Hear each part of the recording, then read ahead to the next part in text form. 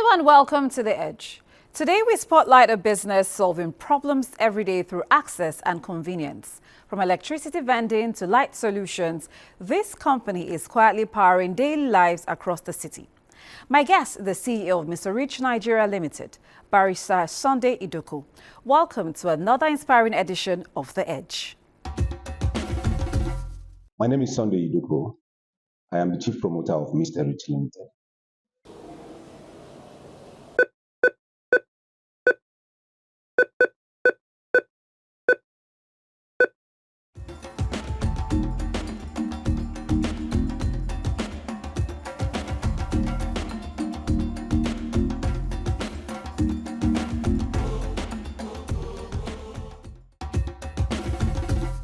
Every impactful business idea begins with discovering a simple problem and solving it. This describes the journey of our guest today. Let's go back to how Mr. Rich identified this opportunity and took it. We incorporated Mr. Rich Limited in 2008, at the time when I was still working in the banks. And the idea was to explore opportunities in the Nigerian power industry, that's the energy industry. As we all know, a lot of challenges with electricity in this country. But what we wanted to do was look at value addition. Of course, there are generating companies, there are also distribution companies. We wanted to find a way to provide value-added services, much the same way that you have value-added services in the telecommunications industry. And this is the reason why we set up Mr. Rich Limited. We look at the electricity value chain and ask ourselves, where can we add value? So as of 2008, you remember that PHC and then later the distribution companies and the generating companies, they belong to the federal government. But Obasanjo had laid down the groundwork for privatization. So we thought that by positioning ourselves, we'll be able to take advantage of any opportunities that arise in the value-added services section of the business. So we set out to say, how do we help the distribution companies, vend the electricity meter tokens that you have to go to the offices for at that time? And in fact, if you recall, what used to happen was that if you go there, they resume at 8. So if you go before 8, you don't have units in your house, you'll be in darkness. They close at 5. If you go at 5 and you don't have units in your house, you'll be in darkness. I also recall on a weekend, we went to their office here in Abuja, and what happened was there was no electricity. There was power failure. So we had to wait. And we waited at 5 o'clock, they packed their things and left. So we felt this was an opportunity, and we came up with the idea of introducing vending machines. Any business school will teach you that one of the first set of things you should do is to put in place systems and structures so that your businesses can run on autopilot. Once you have systems that work, you can combine any number of businesses to do. You can look around you all over the world. The best companies do more than one thing. 2008, when we first conceived of the idea of using vending machines, the plan was have a system in place where electricity meter tokens can be available to consumers 24 hours a day, which was not the case then. By 2014, the distribution companies had licensed super vendors, and some of them had gone online. So yes, you could actually buy electricity tokens online. But we said to ourselves, based on our experience in banking, that there are many people who will not want to go online, either for fear of fraud or maybe because they just didn't have the kind of accounts that they need to be able to make purchases online. So the idea of the vending machines came up. We pursued that idea. Thankfully, ADC appointed us in 2015 and paired us with Kalak Power, a super vendor at that time, and said to us, go and make your concept live. I remember the day we did proof of concept to them, their panel, and they asked most of us that were being under consideration to come and do a demonstration. So what we did was to just carry one of the machines to the location and demonstrated to them exactly what it was. And it was a no-brainer that they decided eventually that, okay, fine, we need you to launch your machines. So we launched the first one in 2015 in Kubwa. That machine is still there, and followed a few months later in early 2016 by another one in Wuse too. Right now, we have several spread across the city. If you run out of tokens in your house and you don't have money in your account to buy online, you go to one of the locations and approach the machine. It's pretty easy to use. In fact, easier than an ATM. And what you do is it gives you instructions, and it's about 4 or 5 steps. First step says impute your token, which you do. Ask for your phone number. And this is for also contact you in case you run any kind of hitches, into any kind of hitches. Once you impute it now displays the information on your meter on the screen for you to verify if that's okay. If you are satisfied with the information that is displayed to you and you validate that information, you move to the next step, which essentially is the machine will ask you, how much do you want to buy? And you say 10,000, for example. Next step is, do you want to pay by cash or by card? You say by cash, it activates the cash component and the machine takes cash from you up to the amount that you have indicated you want to purchase. If it's by card, takes also directs you to insert your card in the aperture provided for that purpose. Then impute your PIN and all of that. Just essentially that's connection with NIPS and your bank. So by the time you finish the payment, the machine is satisfied, it generates the token and gives you a printout.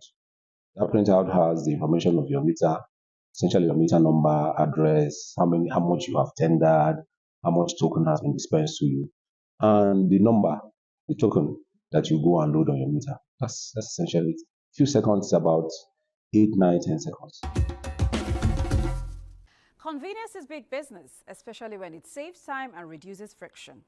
Here is a look at the economics behind utility vending and distribution. This is a Money Minute for today.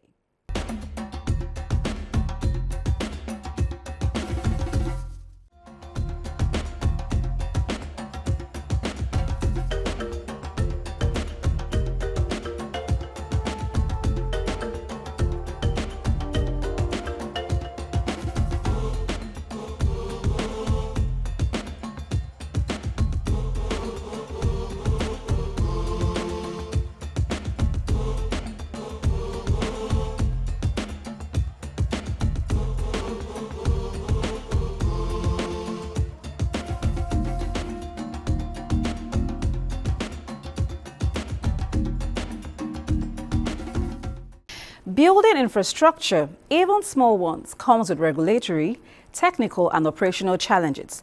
Let's talk about the journey so far, barriers crossed and progress made. Essentially, the first one is technology. That is even the primary one. So if I have to allocate percentages, I will allocate 80% percentage to that particular challenge. So initially, the first thing I recall in 2012 when the first set of machines came, it was at the customs. Problem was with customs. They didn't know what it was. Is it ATM? We said no, it's not. So they go through. They don't know how much duty to charge. They eventually settled down and said, okay, it's a computer, so you have to pay the duty on computer, which at that time was 20%, quite high. Now, so we paid, brought them in. Next challenge was even getting AEDC to accept it. It had not been privatized at the time. So we did a lot of running around. But by the time we scaled through that hurdle, and AEDC says, okay, you know what? Here's a letter. Go and show us what you want to do. Problem was getting people to program the machines because you need someone to design the vending controller. I know we spoke to like 4 or 5 people and they didn't even know what it was. They came, saw it and said, oh no. Eventually we found a company in Malaysia that says, oh, this is what we do. And they designed the vending controller. In fact, it wasn't even like designing. They just took something they had and modified it to our peculiar circumstances. Also, part of the challenge was getting the machine to accept cards. Now, for that, we tried to reach out to one of the big card payments companies in Nigeria. And I remember the challenges, the days and months of communication.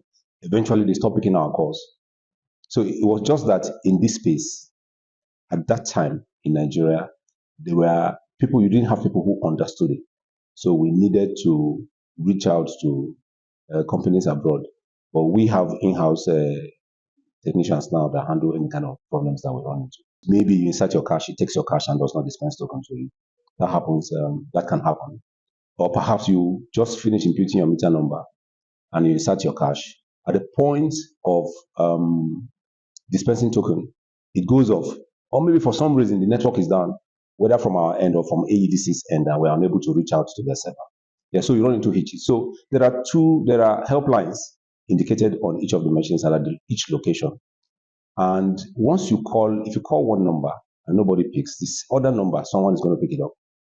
In fact, if you go to the AEDC help website and you say AEDC helpline, the first set of numbers you are going to see belong to Mr. Rich. You can try it today now. When you go there, you say AEDC helpline. First set of numbers you will meet are Mr. Rich lines. So that's because we respond very quickly. So we get calls all the time. Oh, in my area, the transformer is that. Oh, sorry, this is the wrong number. Oh, I bought online, I couldn't. Sorry, we can't help you. But here is this number because AEDC have their own lines, and we'll send the numbers to them to help. So those helplines are there. They work 24 hours a day. You can call, try them and see. Every single one of the machines have inverters. I recall when we first deployed in Lube, the problem was electricity. The electricity supply then was really, really poor. It's even in AEDC's office in Dubai. And even then, we went months on end without electricity. We had to now deploy solar. Guarimpa, the same problem. And that one, same poor supply. We had to install solar. There are two rules to handling customers. First one is that customer is always king. Number two, if the customer is wrong, right, refer to rule one. So if rule one is the customer is always right and he's king. If he's wrong, rule two, refer to rule one. So if you go back to rule one, he can never be wrong. So yes, we've learned a lot from customers. And it is not anything we ourselves, like my team says to themselves all the time, it's not anything we ourselves will not do. You become impatient when service fails. No matter who you are and where you are, you expect a certain level of service, you don't get it. You become impatient. So you can say, oh, customers are very impatient. This one is not meant to put anybody down. But we also found that people don't like to read, no matter how simple the instructions are. Because if you look on the screen, bold type says, click here to begin. But you get calls saying, I don't know what to do. Say, oh, okay, you know what? Let me take you through the process. Touch the green screen and start from there. So we've also found, but more importantly, the lessons we've learned is that without the customers, you don't have a business. If you are trying to introduce anything new, you are going to suffer. Yes, because you face the challenge of you are going to be dealing with people with deep-seated beliefs and ways of doing things that people don't want to change. But eventually, with perseverance and consistency, you will pull through. The infrastructure challenge for us, I mean, we were born here, we weren't born somewhere else. And I always ask people that, okay, fine, if the guy from England is complaining, what's your complaint? Because, I mean, he is used to a different system. He comes here and he sees your system and he's complaining. Why are you complaining? Why not try to make the best of what you have and then make it work? So the challenges are there. We recognize that. And when we started that, we already knew this. In fact, the whole idea of the vending business was to address a particular challenge. We think with perseverance and consistency, we will bring to fruition again. Indeed, it's been a challenging but impressive journey for Mr. Rich in its work to create ease as an electricity vendor. Time now for that one line that can explain the power of access. Here's today's Edge Quote.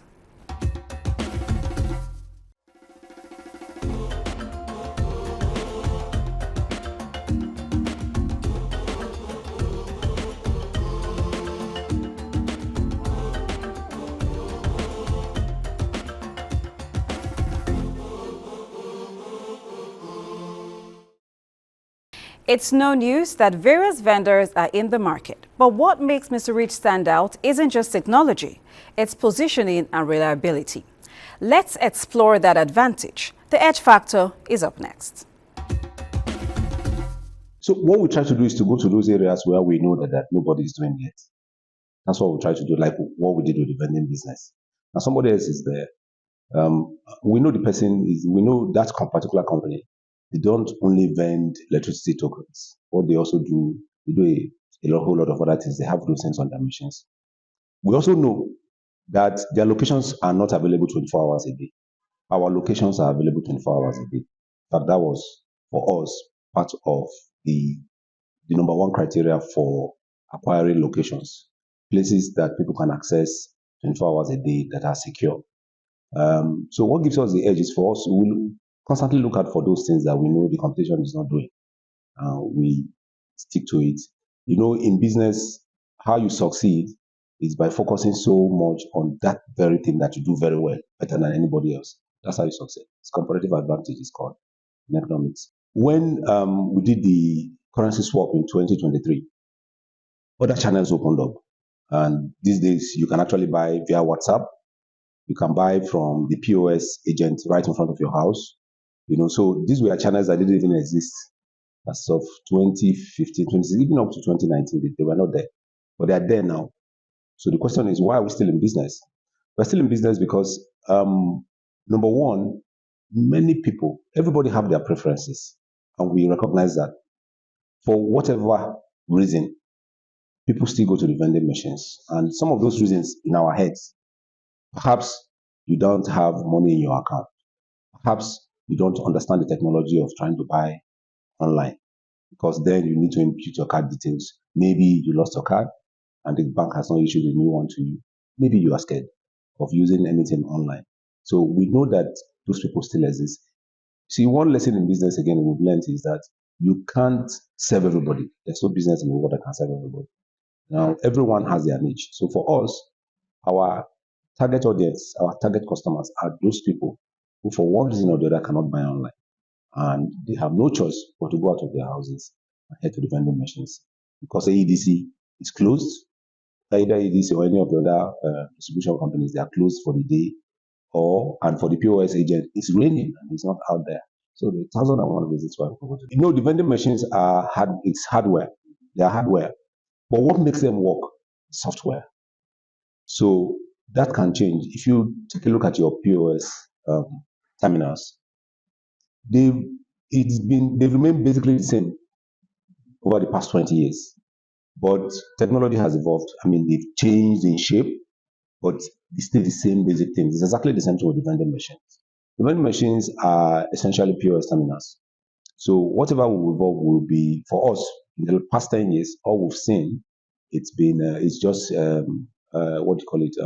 software issues. For instance, we learned a lot of lessons. There's a difference between having the idea in your head and actually putting the thing out there for customers to interact with.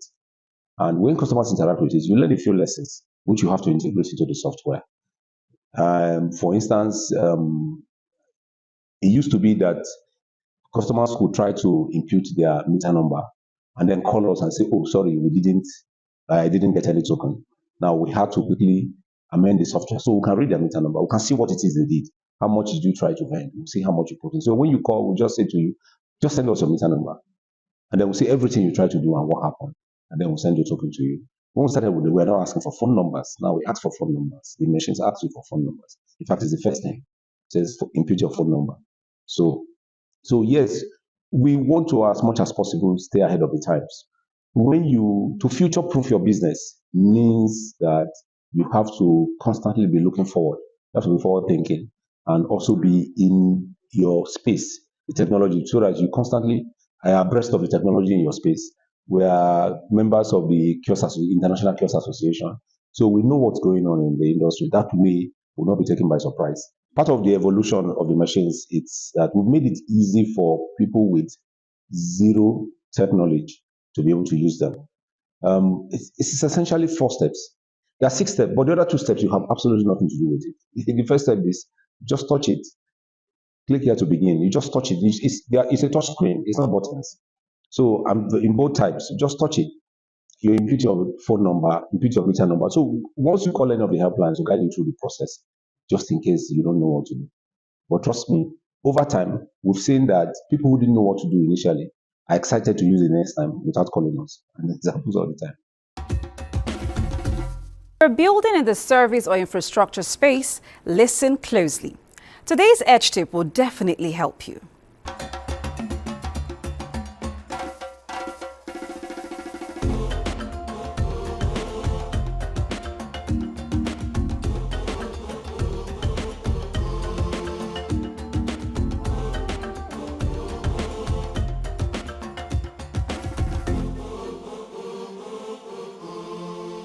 From power access to retail supply chains, what's next for Mr. Rich Nigeria? That we will find out in this segment of the program. A few years ago, 4 or 5 years ago, we commissioned a survey to see if the machines could work in Lagos, they were acceptable in Lagos, and got the result of that. And the survey came back with a favorable conclusion that, okay, yes, the machines will be used in Lagos. But we are in the process of trying to deploy when the cash swap policy came up. We haven't explored that anymore. What we want to explore now is the Jos Disco, and we'll concentrate around this area. Jos Disco, Nasarawa actually it's under AEDC, because AEDC covers up to that point. So it's the Jos Disco that we're exploring. We've already submitted a proposal, we're talking with them, and we want to take it from there. We want to begin from here and then spread out as the machines continue to evolve. In every sector, technology has liberalized and democratized access to each of the sectors. You understand? In fact, technology has made making money easier. It's way more easier to make money today than it was 5-10 years ago, and all thanks to technology. So the electricity sector cannot be any different, because the vending machines they are technology based. The future we see is the Internet of Things now, which is part of the value addition in the electricity sector. Today, you don't know how many units you have on your meter, even as we speak. But with Internet of Things, you could just take your phone and dial a USSD, and you get a response from your meter saying, oh, you have 10 units left, recharge soon. Or it could even be that you get a message from your meter saying, oh, you have just 5 minutes left, without even prompting it. You please recharge soon. This is the future for us. This is what we're looking at. And this can only be possible, is made possible by technology. So even power distribution, I mean, the whole idea of solar and biomass, wind, it's all technology. The idea is that there are a lot of opportunities in the electricity sector in Nigeria, across the value chain, beginning from generation. Transmission is within the purview of the government, but sure, maybe one day that too will be liberalized. In fact, captive power enables you to get a license very quickly. The rules relating to captive power enables you to get a license very quickly and launch into the sector. But outside of these three things, the generation, transmission, and distribution, there are gazillion opportunities for value addition in this sector.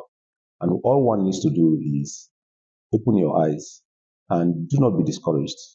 Anything that is new, you are going to face a lot of challenges with it. Just like a child learning to walk, keeps falling down until he masters the art of walking. And you went through that process as a child. At the same time, if you start business, it's like a child learning to walk. You also master it. Come up with an idea, validate it, speak to people, reach out to people who you know have experience. A lot of Nigerians are willing to help, and then chase that idea. You can come up with 1,001 excuses for not beginning anything, but trust me, they will remain just that. They'll be excuses. If you don't begin anything, you are certain to fail. If you begin something, you may or may not fail. So, make your choice. Before we go, here's how to connect with us on The Edge.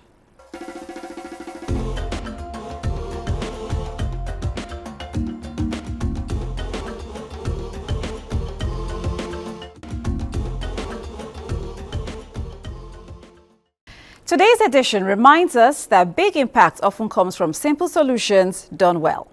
That's it on The Edge today. It's been a great time with you, but this is where we draw the curtain. See you next week with another inspiring story. Until then, stay inspired, stay bold, stay on the edge. My name is Tochi. Until next time.